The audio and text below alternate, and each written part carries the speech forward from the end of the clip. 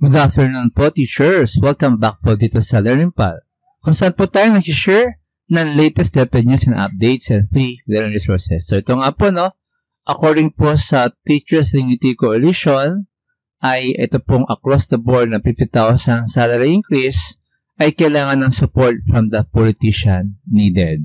So check po natin yung post po from Benjo Basas of Teachers Dignity Coalition regarding po dito sa 50,000 salary hike for teachers must be an election issue.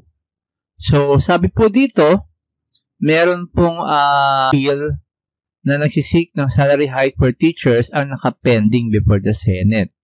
Papansin po natin ito po yung last year na pending bill kung saan ay Senator Risa Hontiveros na naglalayong itaas yung ating sahod na mga teachers 15,000 across the board. At ito po ay pwedeng mangyari, ito po ay binigay by 3 tranches. So mapapansin po natin, year 1, 6,000, year 2, 5,000, and year 3, 4,000. Malaking tulong po to teachers dahil yung salary hike po natin ngayon o yung salary tranche ay talagang hindi enough, yung kanyang increase para makover yung mga inflation and other factors na nakaka-apekto po sa atin.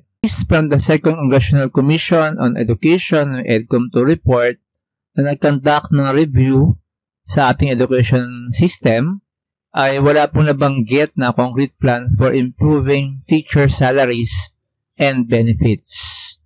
Kaya nga po ito pong darating na eleksyon ay sana ito raw ay maging avenue for us teachers and other educators na suriin natin yung mga candidates na magpupush ito pong ating pinaglalaban na 15,000 salary increase.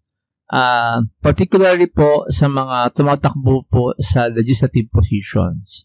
So maganda po na sila po ay ating makilatis at ma-check kung ano po yung kanilang stand regarding po dito sa salary increase. And din po sa salary hike, the government must implement long-term reforms that include benefits such as improved healthcare, housing assistance, and legal support for teachers facing administrative and legal battles.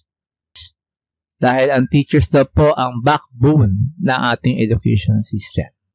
So hopefully teachers, ito pong dating na eleksyon, marami pong mga politiko yung mga ngako at gawin po natin tong way para sila ay magkaroon ng stand regarding po sa ito pong gusto po natin mangyari na 50,000 across the board salary increase para maramdaman po natin yung talagang increase sa ating sahod. So, please subscribe po and hit the notification bell for latest update about DepEd and other related news. Yun lang po at maraming salamat.